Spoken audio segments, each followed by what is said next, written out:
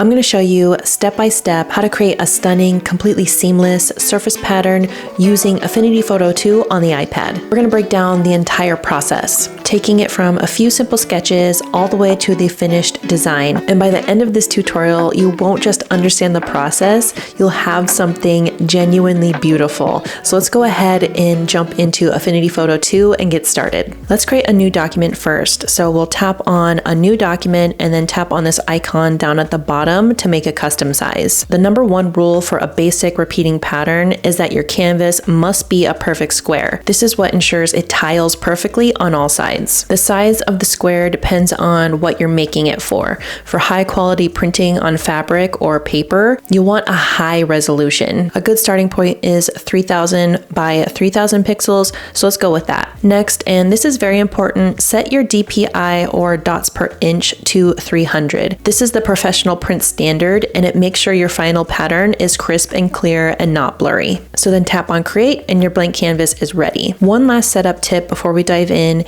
is turn on snapping. So this little magnet at the top of your screen, just make sure that it's on. Snapping helps you align objects perfectly to the center and edges. As you drag things around, you'll see the red and green guidelines pop up. That's snapping doing its job and it's incredibly helpful. And with that, we are perfectly set up to start illustrating our motifs and then build our pattern. Every great pattern starts with a theme, and a pattern theme can be absolutely anything. With our theme today, I'm calling it Regency Romance, and we are taking cues from shows like Bridgerton. So think teacups and coquette bows and lilac flowers, wisteria flowers, and of course a little cute bumblebee motif. The color palette is just as important for setting the mood. The Regency style used both rich and jewel tones and soft pastels. For our design, we are leaning into that softer romantic side. So I've picked a palette of soft blush pinks and lilacs, ivories, sage greens, and a pop of like a regal gold and a deep navy blue for a contrast. Having these colors ready to go in your swatches panel will make your life so much easier. And if you want to try a similar pattern, you can download the color palette that I use. There's a link in the description box, and this is a color palette that you can use in Affinity only. But if you're watching this video because you're already working on a pattern theme, drop it in the comments. I would love to hear about what you're working on too. So with our idea and our colors sorted, it's time to sketch our individual elements or motifs. I've already sketched out a few pieces for our pattern, a ribbon bow, some delicate flowers, and a little bumblebee. Since this is our first surface pattern project in Affinity, I'm going to keep it simple by using Affinity's pixel-based drawing tools, so the paintbrush and pixel layers, but I'm really looking forward to trying the vector tools for making surface patterns in the future as well. But for this project, to make navigating the brushes easier, I've created a favorites folder for my favorite brushes. So to do that, you can tap on the options menu in the Brush Studio and tap Add Category. After you give it a name, you can find the brushes you like, swipe left on them and choose Copy To and choose your new folder. I also like to adjust a few settings. The first one is turn off auto switch category. That way the Brush Studio will keep my favorites category open. It won't switch to the category where that brush originated from. And for the lining portion of my illustration, I like using the Comics G brush pen. I like the way it looks, but it will continue to default and turn on wet edges even if you turn it off using this icon on the top menu. So if you find that's happening to this or any brush you're using, go into the brush by swiping left on it, go to edit, and then set wet edges to off if you don't want this to happen again. I was running into wet edges just turning on every time I switched between the brush I was using and the eraser, and this is the way to stop that from happening. So I'll just continue on illustrating each of my motifs and layering the color underneath my lining using my different favorite brushes. I like using the round brush tool just to create a base layer of color, and then I will add a new layer above that and clip it to that base layer, and then just add simple shading with a gouache brush. It looks a little more painted and illustrated, but I'm just keeping it really simple for this project. And don't worry about being a master illustrator here. Simple, charming shapes often work work best in patterns. The goal is just to have a little collection of images ready to arrange into your pattern. When you've built up the color, added the shading and any highlights, to flatten your clipped layers, you select the clip layers and the main color layer and then tap on the 3 dots and choose rasterize layers. Then I'll merge that layer with my line art layer together to make one flat image. So with our motifs ready, we are ready for the next step. So now the fun really starts, and that's just arranging our motifs. A really good way to create seamless patterns is to work from the inside out. Before we worry about the edges, we need to create a beautiful composition right in the middle of our canvas.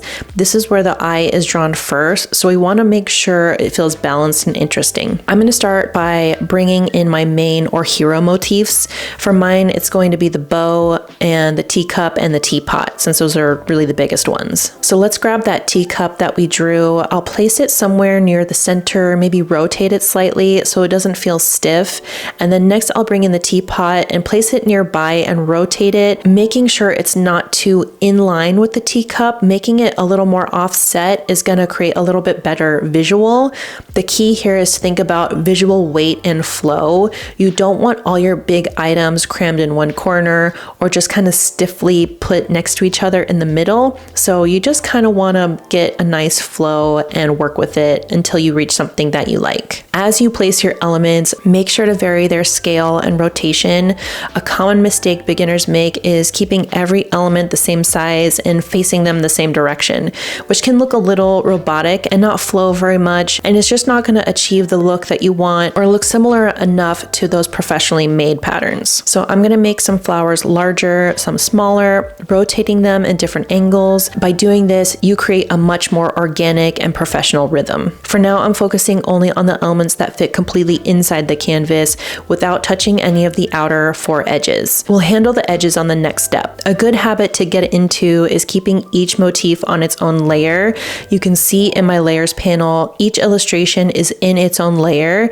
This makes it super easy to move, resize, or recolor individual parts later without messing up the whole composition. Just take your time here, move things around, step back and look at the balance. Does one side feel empty? Is it too crowded?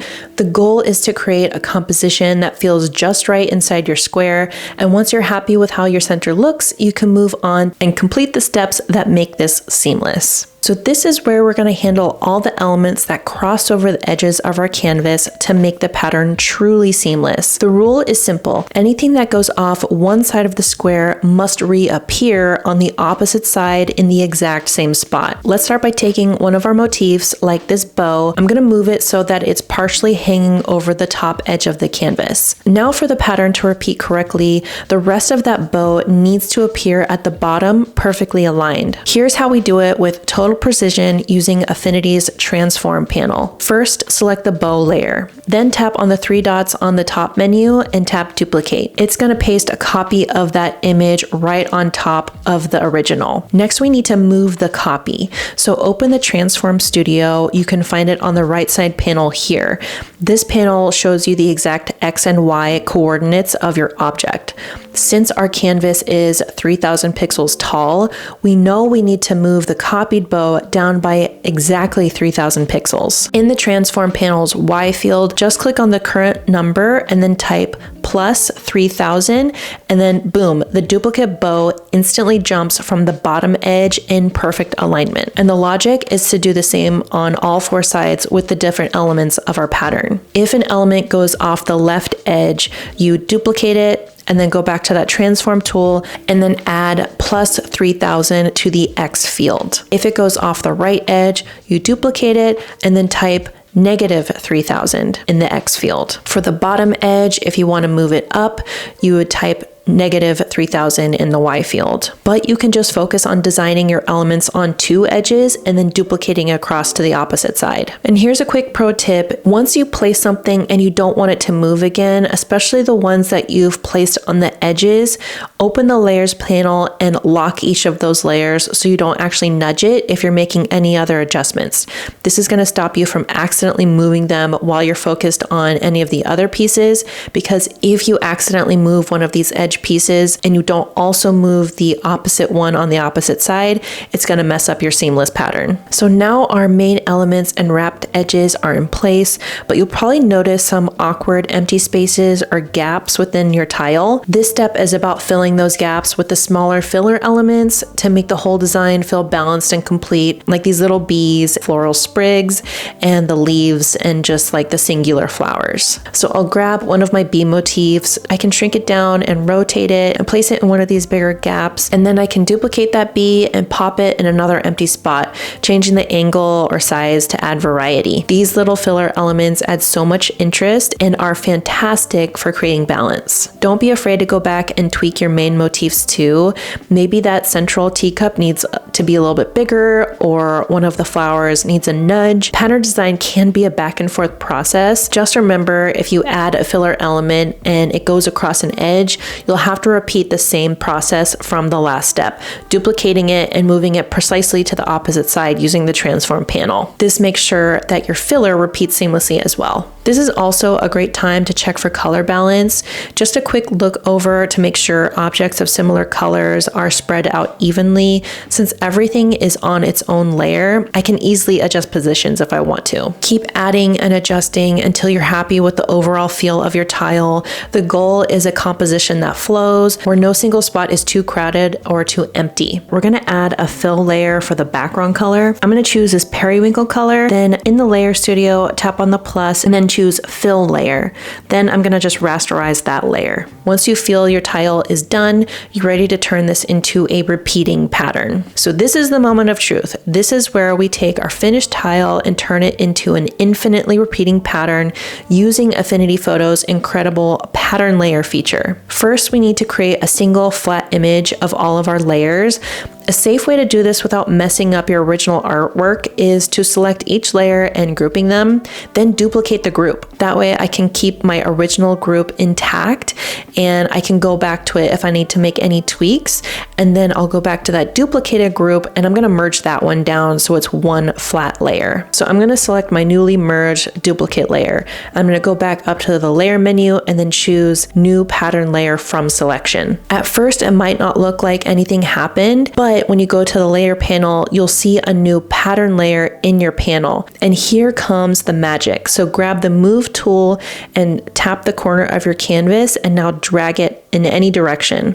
As you drag a corner handle to scale it down, you will see the design instantly and seamlessly repeat itself. It's such a cool moment when you see it tile perfectly the first time. You can move it, rotate it, scale it. It will always be a perfect seamless repeat. You can go ahead and test to be sure 100% that there are no mistakes. You can just do this by zooming in. If you see any hard lines or seams in the middle, it means there's a mistake in the edge wrapping step. But if it looks perfect, you have officially created a flawless pattern tile. So wasn't that so easy? Affinity Photo 2 makes pattern making so easy and so much fun, and there's a lot less opportunity for overthinking when creating them. We went from a simple idea and set of sketches to a beautifully designed seamless pattern just using Affinity Photo 2. So now that you can see how this is done in Affinity Photo 2, you have all the skills you need to create anything else you dream up as well. Having a built-in pattern making tool is just one of the tools that I wish Procreate had, and it's a perfect example of how Affinity Photo 2 fills in those gaps that Procreate leaves. Procreate is still amazing for drawing and painting, but when it comes to design-focused tools like this, Affinity Photo 2 really shines. But if you're curious about what else Affinity Photo 2 can do that Procreate cannot, I have a whole video breaking down 5 powerful tools that Affinity Photo 2 has that Procreate doesn't, and how they can seriously level up your creative workflow, and it is right here.